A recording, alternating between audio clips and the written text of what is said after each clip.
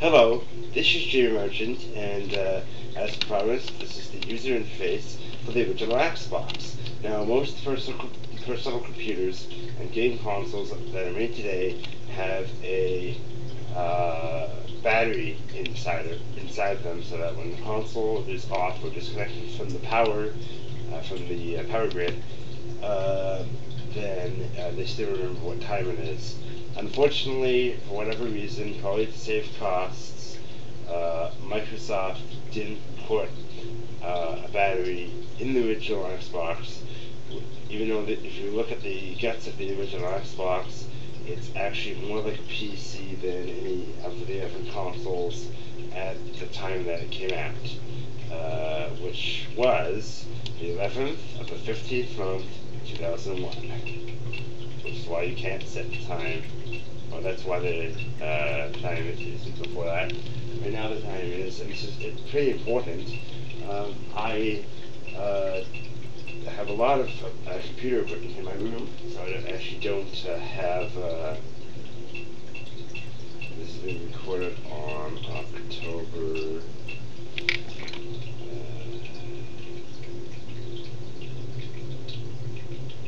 7th. It's 2012. Now, I have a lot of computer equipment, so I don't actually have the cords to keep the Xbox hooked up all the time, and I try to be energy conservative, so I have it hooked up to a power bar. So every time I have to turn it on, I have to set the time. And if you have your Xbox off, you have to remember that it's not actually off, it's still being a bit of power just to remember what time it is. This is the what Microsoft calls the Xbox dashboard, and there are 4 settings, and let's go to the first one, memory. Now the Xbox has an internal hard drive. You can also get memory cards for the controller, the hard drive. And these are all my games. And look at this game. I can say it contains one save slot, which is 48 blocks, which isn't. It's 48 blocks, which is isn't a real, like, that's not megabytes or bytes. I don't know what size that actually is. And I have Batman Vengeance. And now I don't know, I think a lot of these are copyright protected. Unlike the PlayStation 2, which I showed off in my other video, the Dead Empire, well, that takes a lot of slots. Unlike the PlayStation 2, a lot of the games actually have copyright protection, but even if I could, it wouldn't let me copy it anyways, because I don't have a memory card, so I don't even know where it's not letting me do anything. Well, yeah, I go in and it shows me how many blocks it is and that type of thing, but it won't let me copy it, because it's copyright protected, or because I don't have a memory card.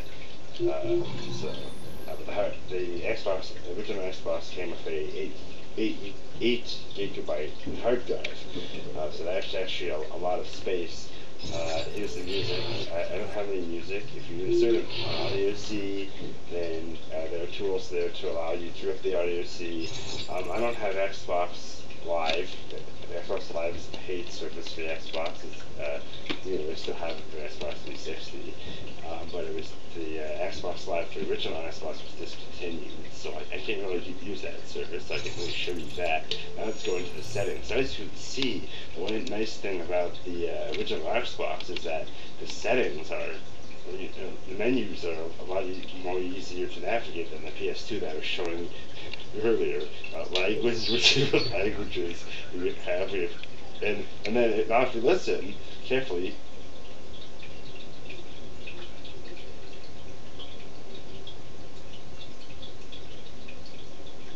you can hear people speaking. So it can be in English, I don't know whether that's Chinese or Mandarin or something with symbols, Dutch, French,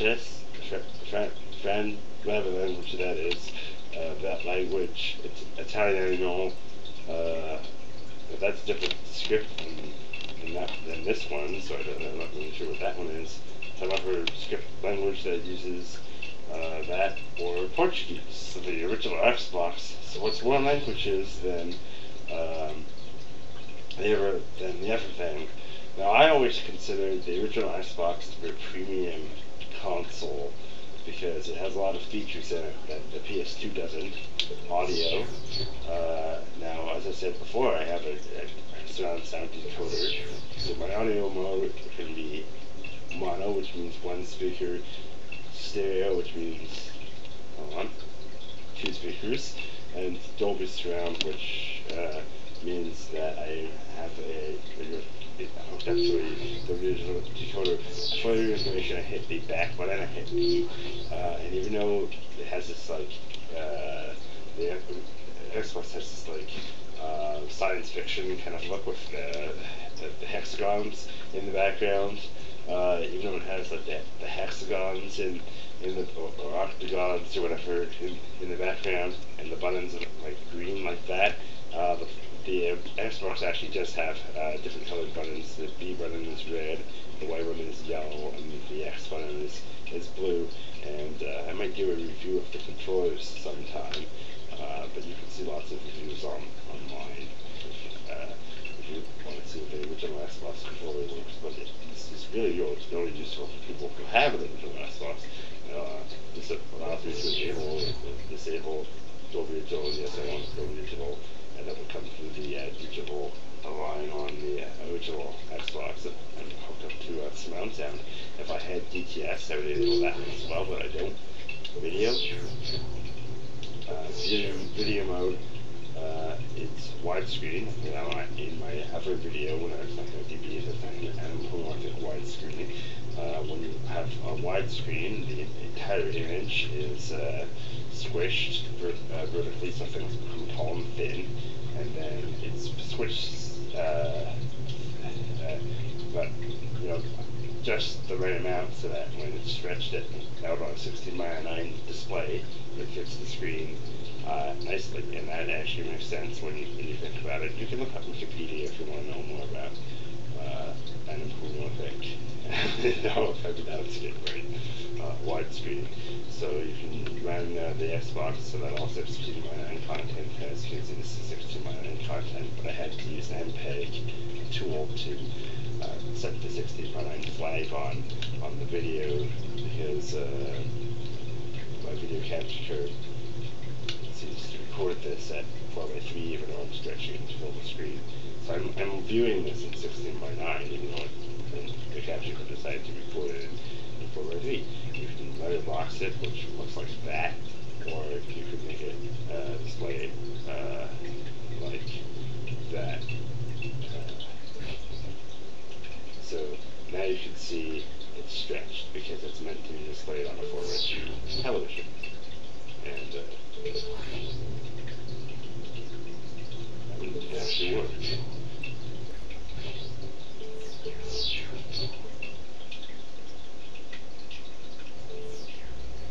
It's supposed to have black bars on the bottom and top, but it doesn't. Or maybe it's in game, and probably now, if you have component video, which I do, then these, what's this one?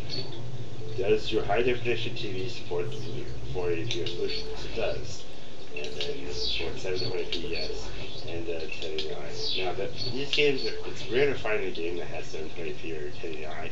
Remember that the Xbox was released in like 2001, and at that time, there weren't that many high definition TVs, and the Xbox actually has a Pentium 3 processor in it. It's a processor that you have in a PC, and it doesn't have that much RAM, and so it's not that powerful.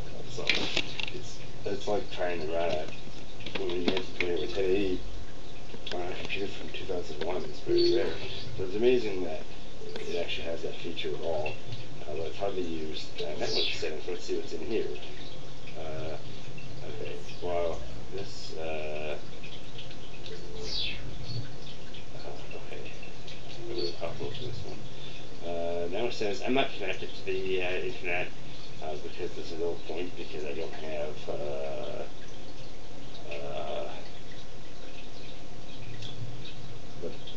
I don't have that service, Xbox Live. So, but if I did ever was connected to the internet, then I could use this to manage my Xbox Live information. Internet protocol address. I can either assign an internet protocol address, subnet mask, and default gateway. I can have it configured automatically. Again, using dynamic host control protocol. Most computers and routers will automatically assign your IP address to subnet mask in the gateway. And if you're behind if you're at home, typically unless you're a computer geek, in which case you know already what you're doing, you have a private IP address that cannot be accessed by the internet, which I could give a whole other talk on that. But anyways, my configuration is set to automatic. I have a router that sometimes play video games and hook devices up to, and then that router is hooked up to my computer, which I have the same computer that has my capture code in it, and then I can and then that computer has internet connection sharing. So DNS name is again automatic. It's supplied by DHCP. PPO. I can't remember what that is, but that's something that you sometimes have to do. Advanced wireless. That configure wireless network. Interesting. I guess there's some wireless dongles that you could use. Now we go back to this main menu. The Xbox has parental control. There's an on-off feature. System info. Let's go in there.